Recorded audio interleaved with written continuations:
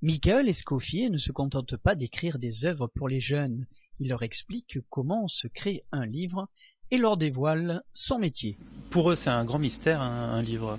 Je pense que c'est important qu'ils voient que derrière un livre, il y a plein de gens qui travaillent, pas seulement des auteurs et des illustrateurs, mais qu'il y a des gens, comme je leur dis, qui conduisent des camions aussi. Pour que les livres existent, il faut qu'il y ait des gens qui conduisent des camions.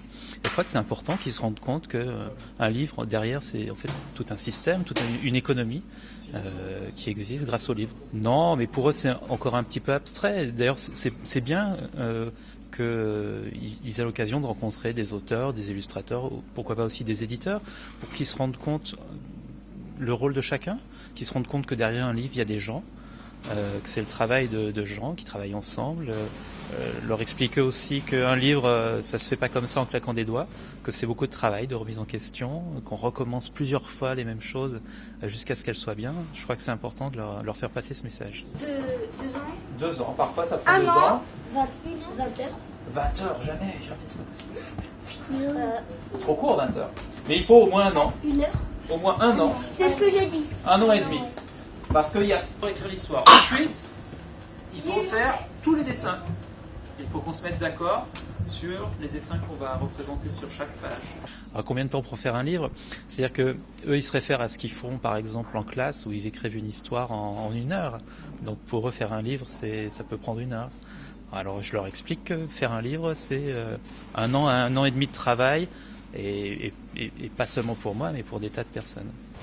Les animaux de la forêt ont droit à une drôle de surprise.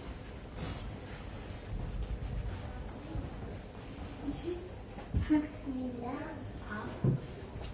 y a des affiches sur les arbres. Qui est-ce qui a envie de venir lire ce qui est écrit sur les affiches? Je pense qu'il y a beaucoup de gens qui circulent un peu partout en France pour parler de ce travail, aller rencontrer les enfants. Et je crois que les gens qui refusent d'aller comme ça au contact des lecteurs, je crois que c'est plutôt l'exception. Chemin des Prés. Merci. Donc apparemment, il y a un auteur qui cherche des figurants pour jouer dans un conte. Il s'appelle Michael Escoffier et il habite Chemin des Prés. Non, c'est quand on se casse la figure, dit le sanglier. Moi, j'ai commencé à écrire des livres à partir du moment où j'ai commencé à écrire, si vous voulez. Après, il m'a fallu, comme je l'ai expliqué, 37 ans avant d'être publié. C'est-à-dire que mon premier livre est sorti lorsque j'avais 37 ans. Et je crois que ça correspond aussi à l'âge où j'ai eu, moi, mes propres enfants. Et donc, je dirais que mes livres se sont nourris de ma propre expérience. Et c'est peut-être pour ça que c'est à ce moment-là qu'ils ont été publiés. Pourquoi des livres pour enfants? Très bonne question. Parce que vous avez remarqué que dans les livres pour enfants, il y a des images. Et que dans les livres pour adultes, il n'y en a plus, si on met à part la bande dessinée.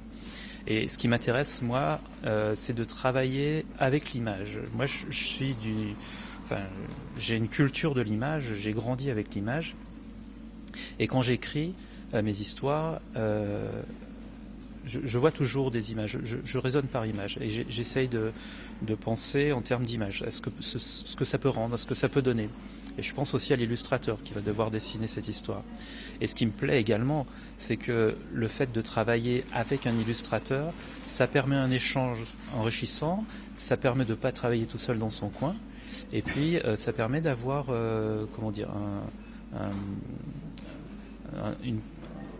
un premier écho de ce qu'on écrit. L'illustrateur va être plus ou moins sensible à ce qu'on fait, il va proposer des idées.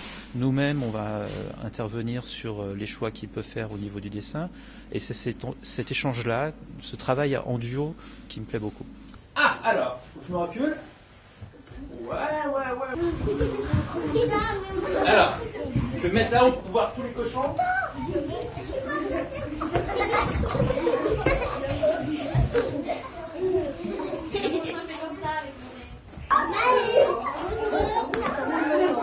Attention, vous êtes prêts? 1, 2, 3, c'est parti! À 3, vous allez essayer de crier très fort. Et quand je fais ça, là, hop, vous arrêtez tous. Ok? Ok. Alors, attention. 1, 2, 3.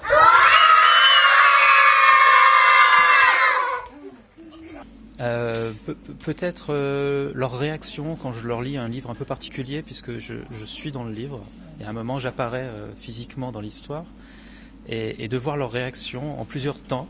D'abord, ils se demandent ce qu'ils voient, ensuite ils sont surpris, puis ils finissent par rigoler. Et ça, c'est toujours un moment très intéressant à regarder. Voilà, c'est ça. Surprise!